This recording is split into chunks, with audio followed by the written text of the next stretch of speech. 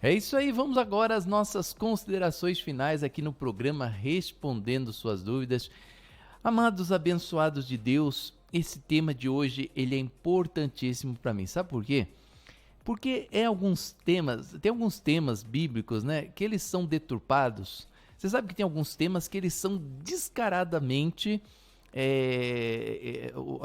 nós jogamos alguns temas aqui, colocamos alguns temas e você lendo a Bíblia você fala assim, nossa, está completamente fora daquilo que a Bíblia ensina. Então tem alguns temas que são descaradamente certos ou errados, né? A gente coloca o tema e você fala assim, nossa, aí tá muito na cara, tá muito nítido, que é um tema assim completamente fora ou completamente dentro da palavra.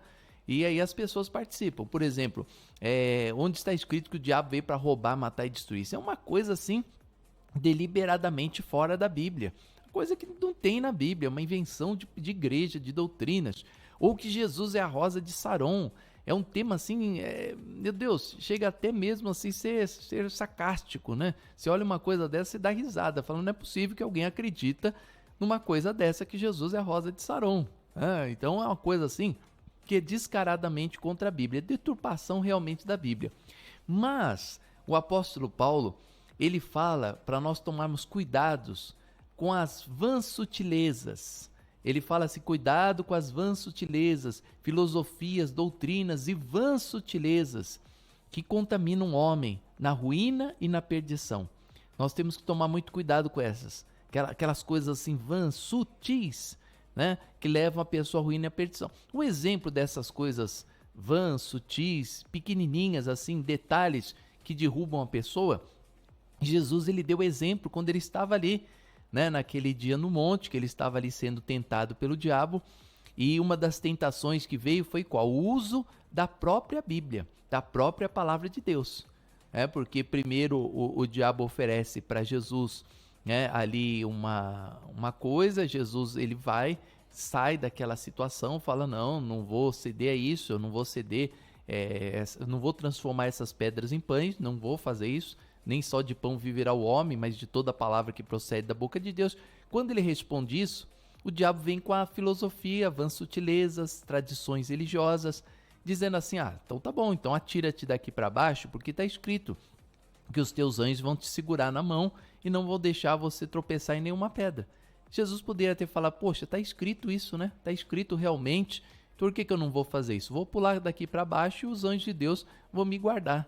Eles vão me proteger para mostrar para o diabo que eu sou Deus, que eu tenho autoridade sobre os anjos, que eu mando em todas as coisas. Mas Jesus responde a palavra com uma outra palavra. Ele responde, também está escrito, não tentarás o Senhor teu Deus. Ou seja, está escrito mesmo, você tem razão, está escrito isso. Mas também está escrito, não tentarás o Senhor teu Deus. Então está escrito na Bíblia que nós devemos congregar. Aí as pessoas falam, não, mas congregar pela internet, congregar ali na rádio, também é um método de congregar. Também, né? Ou seja, sutilmente você está certo. Né? Quando você fala assim, olha, estou congregando aqui da minha casa, pelo YouTube, pelo Facebook, você está errado? Não, não está errado, porque afinal de contas, você acompanhou toda a palavra, você acompanhou todo o louvor, você acompanhou toda a oração, né? É como se você estivesse ali presencialmente.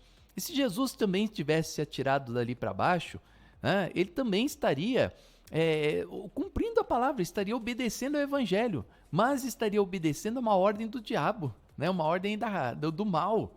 Ou seja, o erro não era propriamente Jesus pular dali para baixo, mas ele ouvia a voz do diabo e falar assim, tá bom, eu te respeito, você me deu uma instrução e eu vou obedecer às suas ordens. Né? Então isso ele não podia fazer. Atirar-se dali para baixo e Deus proteger, é claro que Deus ia proteger. Tanto é que Jesus andou sobre as águas e não afundou. Deus não permitiu ele afundar. Qual é o homem que anda sobre as águas e não afunda? Jesus andou e não afundou. Ou seja, mostrando que ele tem autoridade, domínio sobre a natureza, sobre todas as coisas, conforme foi dado pelo próprio Deus a ele. Então ele não estaria errando se obedecesse ali, porque os anjos realmente iam sustentá-lo, mas ele estaria dando ouvidos a uma voz do mal. Como acontece também, muitas vezes, nesse aspecto. Bispo, estou errando se eu congregar de casa? Não, você não está errando, né? Você está congregando também. Só que será que você consegue? Será que você tem a proeza né, de cumprir todos os mandamentos bíblicos do congregar? Porque eu já fiz uma pergunta, aliás, já fizemos 2 perguntas sobre congregar, né? Se o congregar realmente ele era importante ou não era, né? Fisicamente ou ali pela internet. Se você consegue se alimentar completamente quando você congrega pela internet, e se você consegue cumprir todas as vontades de Deus. E está claro que você não vai conseguir cumprir toda a vontade de Deus congregando pela sua casa. Então é óbvio que no momento de restrição, no momento de doença, no momento de uma viagem, no momento que você não pode estar presencialmente na igreja, né? Muitas pessoas elas vão fazer até isso, elas vão estar, por exemplo, estou viajando, poxa, então 9 horas da manhã, né? Ou então 18 horas, ali no domingo, deixa eu dar uma fugidinha, né? Ou seja, às vezes a pessoa vai lá para a praia, chega cedinho, ô bispo, nós estamos aqui na praia, eu gosto de ir cedo, então 7 da manhã, 8 da manhã você vai lá para a praia, aí você toma aquele solzinho gostoso, né? Das 6, das 7 até as 8, das 8, chega umas 8h30, olha, gente, dá licença que eu vou lá no apartamento e já volto, então vou lá no meu carro e já volto daqui umas 2 horinhas, eu tô de volta com vocês, né? Aí a pessoa vai ali, assiste o culto, assiste a reunião, louva a Deus, né? Então ela vai ter aquele acesso, que não é o acesso ideal, né? Que fique claro dessa maneira. Mas, por exemplo, às vezes nós estamos com fome, né? Por exemplo, o Wesley hoje está com fome, já estou vendo a cara de fome do Wesley, vai chegando meio-dia, ele vai ficando com fome. O ideal é o quê? Que o Wesley coma ali arroz, feijão, né? Participe ali do alimento realmente que vai trazer vitaminas, nutrientes para o corpo. Mas uma vez ou outra, se ele vai lá e come um lanche, beleza, isso não vai fazer mal, né? Uma vez ou outra, né? Não deu para estar ali se alimentando daquela forma ideal, né? E ele vai e se alimenta de lanche, beleza, o lanche vai suprir aquela necessidade, pelo menos de carboidratos que ele precisa naquele dia. Então ele vai ter ali aquela suficiência ali para aquele dia. Mas se todo dia ele fala, não, estou me alimentando de lanche, o que vai acontecer? Certamente vai ter uma anemia, vai ter algum problema físico, vai ter algum problema gástrico, virá algum problema, né? Porque ele está apenas se alimentando daquele lanche que não vai suprir e não vai trazer todas as proteínas que o corpo necessita, que o corpo precisa. Então, uma vez ou outra pode comer lanche? Pode, né? Mas toda vez você se alimentar de lanche, aí vai te fazer mal. Assim é o congregar pela internet, né? Assim é a importância da igreja física. A igreja física, ela precisa estar aberta, por quê? Em primeiro lugar, é o lugar onde nós nos encontramos, nos unimos com vários irmãos. E outra, gente, olha, pode fazer essa experiência. Eu já fiz aula online, né? Na faculdade, às vezes, tinha algumas aulas que elas eram virtuais e tinha aulas presenciais. Meu Deus do céu, mas nem se compara, é uma coisa assim, no aprendizado é outro, né?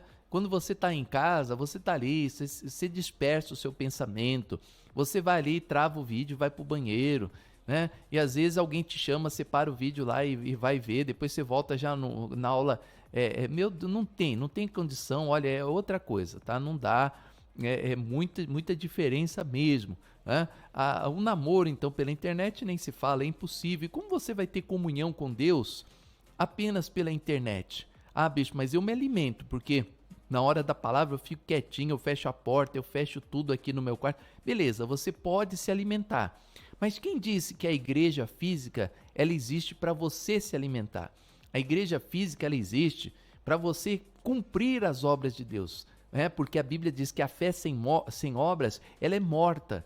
Então não adianta você ter fé se você não praticar as obras de Deus. Então quando o Paulo diz lá em Hebreus capítulo 10, versículo 23, né, para nós congregarmos, ele cita aqui por que nós devemos congregar. Porque ele fala assim, guardemos firmes a confissão da esperança sem vacilar, pois aquele que fez a promessa é fiel. Olha aqui, a importância de você congregar. Consideremos-nos também uns aos outros, para nos estimularmos ao amor e às boas obras. Ou seja, por que existe a igreja física? Primeiro, para você considerar uns aos outros. Porque quando existe a igreja física, você cuida do seu irmão, né? Você cuida da ovelha que está do seu lado, você incentiva ela para continuar na igreja. Quantas pessoas elas já chegaram e desanimaram de vir na igreja, né? De congregar, O irmão que estava do lado fortaleceu ela, falou: não, irmão, não olha para essa situação não, o que está acontecendo? É que eu estou passando os problemas em casa, na minha família, eu estou desanimado de vir na igreja. E o irmão que está do lado levanta, fala: não, meu irmão, não faça isso, né? Você vai abandonar Jesus, você acha que sem Jesus a sua vida vai melhorar? Sua vida vai piorar sem Jesus, não deixa de congregar não. Vamos ligar aqui juntos em oração, eu vou ligar em oração com você, tenho certeza que Deus vai ouvir o seu clamor, que Deus vai ouvir a sua oração. Então quando você congrega, você considera também uma pessoa e a outra pessoa, você tem consideração com aquela pessoa. Primeiro, que ela gosta de você, da sua presença, né, de estar ali com você na igreja, e também você gosta de estar ajudando as pessoas. Então isso se chama na psicologia de empatia, né? Empatia, uma palavra que antes não existia, que era muito difícil você ouvir alguém falar. Agora, com o crescimento da psicologia, né, nós temos aqui o programa, inclusive nessa emissora, o Viva Psicologia, 3 horas da tarde, todos os dias, de segunda a sexta. Essa palavra empatia, ela é muito usada pelo psicólogo, né? O psicólogo, ele fala sempre muito sobre empatia. Então, considerar uma pessoa a outra é importante, né? Por quê? Porque se chama empatia. Você está no lugar da outra, você ver que o rostinho daquela pessoa está triste, você chegar para ela, incentivá-la, para que ela não deixe de congregar, para que ela fique firme na palavra, né? E outra coisa, ó, para nos estimular ao amor e às boas obras. Então, quem disse que congregar é só para eu me alimentar espiritualmente? Sabe por que muitas igrejas erram? Tem igrejas que não existem templos, elas só fazem pregações pela internet. Ou seja, como que nessa igreja você vai nos estimular? Ou seja, não é só estimular as outras pessoas, mas você estimula você mesmo ao amor e às boas obras.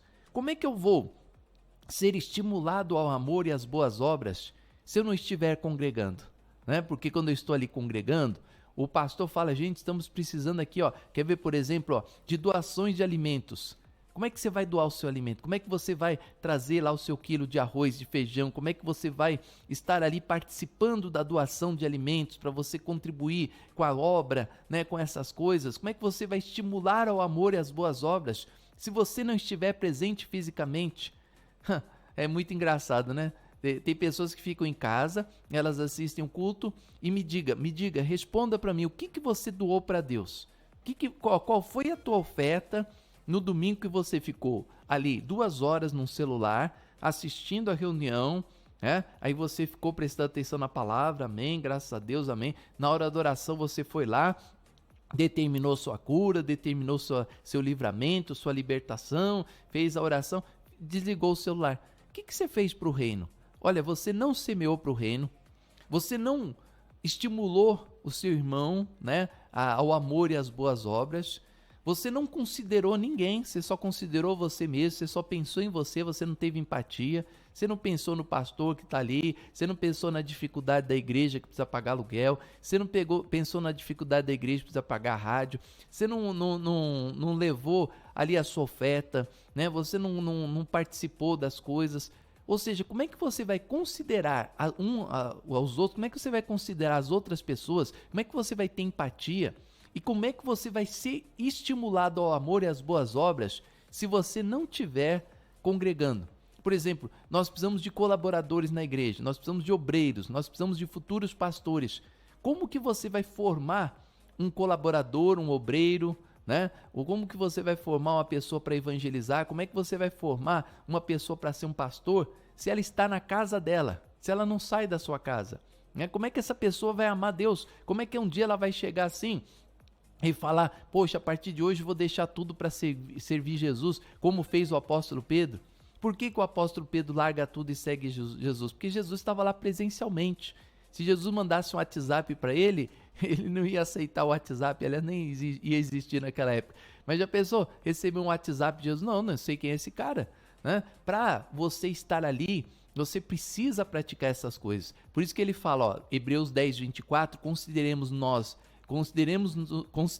também uns aos outros para nos estimularmos ao amor e às boas obras, e não deixemos de congregar, como é costume de alguns. Ah, bispo, mas hoje, mesmo o senhor falando tudo isso, mesmo o senhor mostrando, bispo, as pessoas vão congregar, muitos vão deixar de congregar. Gente, muitos se aproveitaram tinha pessoas que já queriam parar, né? Hoje eu vejo isso aí, né? Tem muitas vezes marido que vai ser esposa, esposa que vai ser o marido, pessoas que já queriam ter parado de ir na igreja, mas não podiam porque elas não tinham como ficar ali ouvindo a palavra, sabe? Porque eu quero ter a sensação que quando eu morrer eu vou ter a vida eterna, né? Então eu preciso estar em comunhão com a palavra, né? A pessoa nunca vai desligar-se completamente de Jesus, por quê? Porque ela quer alcançar a sua vida eterna, né? Então o que eu faço? Eu vou aproveitar que tem a pandemia e eu vou dar essa desculpa, agora eu não vou mais na igreja porque eu tô aqui, mas eu tô aqui de casa, bicho, tô me alimentando da palavra. Beleza, você está se alimentando. Se o reino de Deus for só isso, for só se alimentar, parabéns, você está de parabéns, né? Eu conheço a Bíblia e eu sei que não é só isso, né? A Bíblia diz que mais bem-aventurado é aquele que dá do que aquele que recebe.